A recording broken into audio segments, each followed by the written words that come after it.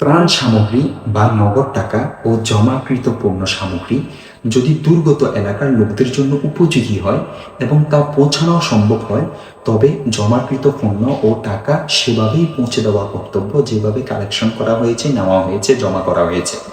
আর যদি জমাকৃত সামগ্রী ক্ষতিগ্রস্ত এলাকার জন্য উপকারী না হয় কিংবা সংগৃহীত পণ্য দুর্গত এলাকায় পৌঁছানো সম্ভব না হয়, তবে তা বিক্রি করে প্রয়োজনীয় দ্রব্য বা নগদ টাকা পৌঁছানোর অবকাশ আছে।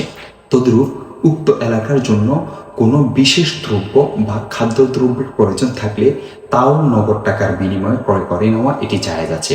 হ্যাঁ, কোনো দাতা থেকে যদি এই শর্ত মেনে গ্রহণ করা হয়েছে তার প্রদত্ত টাকা বা সাহায্য সামগ্রী হুবহু ক্ষতিগ্রস্তদের নিকট পৌঁছানো হবে, তবে যথাসম্ভব তা সেভাবেই পৌঁছে দেওয়া জরুরি হবে, হুবহু সেভাবে পৌঁছাতে হবে।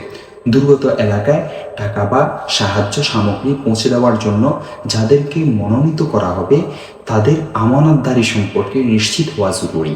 তাই কোনো ট্রাস্টের কর্তৃপক্ষ হোক বা মসজিদ ভিত্তিক প্রতিনিধি হোক, তারা যদি আমানতদার হয় তাহলে নিজেদের উদ্যোগে জমাকৃত টাকা বা সাহায্য সামগ্রী তাদেরকে দিতে কোনো অসুবিধা নেই। কিন্তু আমানতদার না হলে যারা সংগ্রহ করবে তাদেরকে নিজ দায়িত্বে পৌঁছে দিতে হবে। দেখতে পারেন মাজাল্লাতুল আহকাম 1463 নং পৃষ্ঠা, খোলাসাতুল ফাতাওয়া 4 নং খণ্ড 291 নং পৃষ্ঠা, ফাতাওয়া হিন্দিয়া 3 নং খণ্ড 567 নং পৃষ্ঠা, রদ্দুল মুহতার 5 নং খণ্ড 157 নং পৃষ্ঠা।